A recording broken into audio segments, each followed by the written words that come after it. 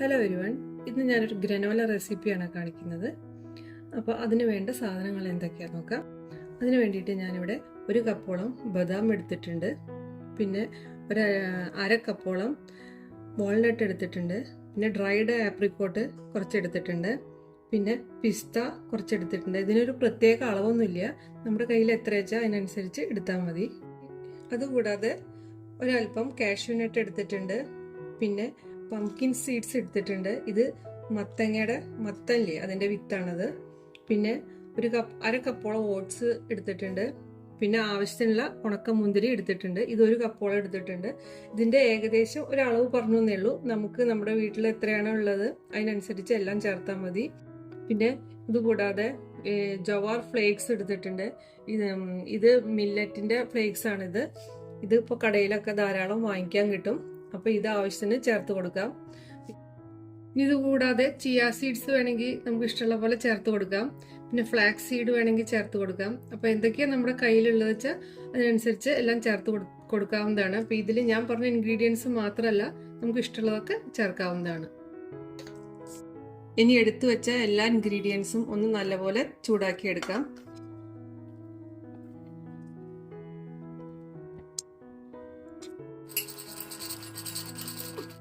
ഇപ്പോൾ ഇതാ ബദാം ഇവിടെ ആവശ്യത്തിന് റോസ്റ്റായി വന്നിട്ടുണ്ട്. ഇത് ഡ്രൈ റോസ്റ്റ് ആണ്, ഇതിൽ എണ്ണയോ പിന്നെ ബട്ടറോ അങ്ങനെ ഒന്നും ഇപ്പോൾ ചേർക്കുന്നില്ല. ഇതായിട്ടുണ്ട്. ഇത് വാങ്ങാം. അങ്ങനെ ഓരോന്നും ഇങ്ങനെ റോസ്റ്റ് ചെയ്തെടുക്കാം.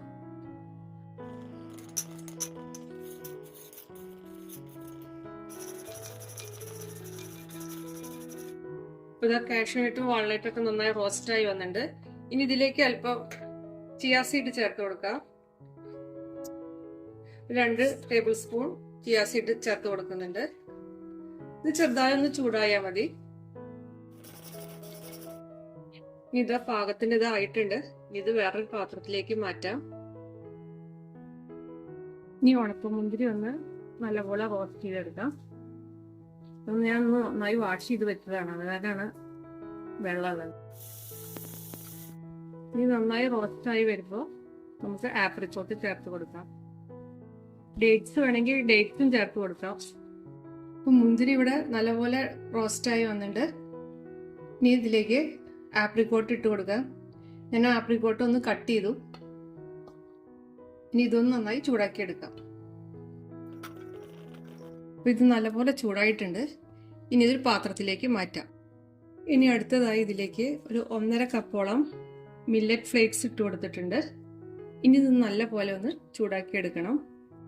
ഇതിനു പകരം ഓട്സ് ഇട്ട് കൊടുത്താൽ മതി. ഓട്സ് അപ്പം നന്നായി ഒന്ന് ഫ്രൈ ചെയ്തെടുത്താൽ മതി. അപ്പോൾ ഞാൻ ഏതായാലും ഓട്സിൽ 1/2 കപ്പേ ചേർക്കുന്നുള്ളൂ, മില്ലറ്റിൻ്റെ ഫ്ലേക്സ് ഉള്ള കാരണം. അപ്പോൾ കുറച്ച് കൂടുതൽ ഓട്സ് ചേർത്ത് കൊടുത്താൽ മതി. ഇനി ഇതിലേക്ക് നേരത്തെ എടുത്തു വെച്ച ഒരു 1/2 കപ്പ് ഓട്സ് ഉണ്ട്, അത് ഞാൻ ചേർത്ത് കൊടുക്കാം. ഇനി ഇത് നന്നായി ഡ്രൈ റോസ്റ്റ് ചെയ്തെടുക്കാം.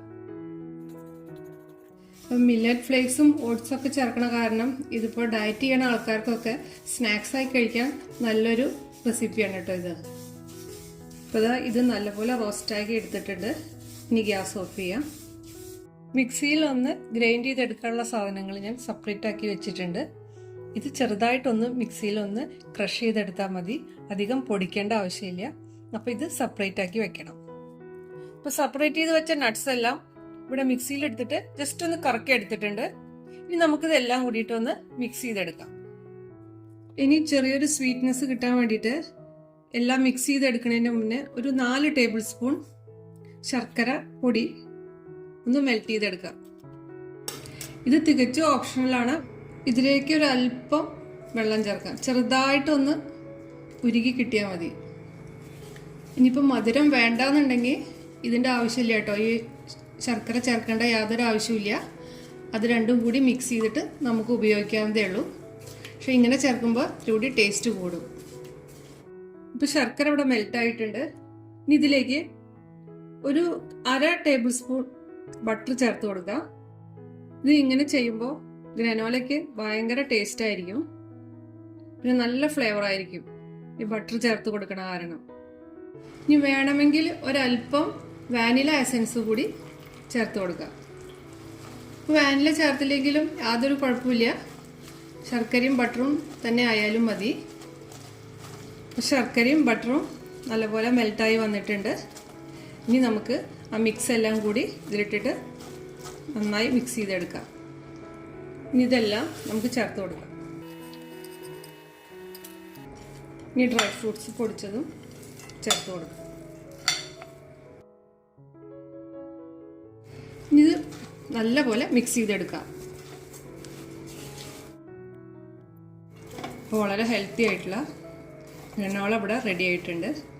ഇങ്ങനെയൊന്ന് എല്ലാവരും ട്രൈ ചെയ്ത് നോക്കും. അപ്പോൾ ഇതിൽ വളരെ ലൈറ്റായിട്ടുള്ളൊരു മധുരമേ ഉള്ളൂ. പിന്നെ നമ്മൾ ഈ ഡ്രൈ ഫ്രൂട്ട്സിൽ ഈ ഉണക്കമുന്തിരിയും ആപ്രിക്കോട്ടൊക്കെ ചേർത്ത കാരണം അതിൻ്റെ ഒരു സ്വീറ്റ്നെസ്സും കൂടിയും കിട്ടും.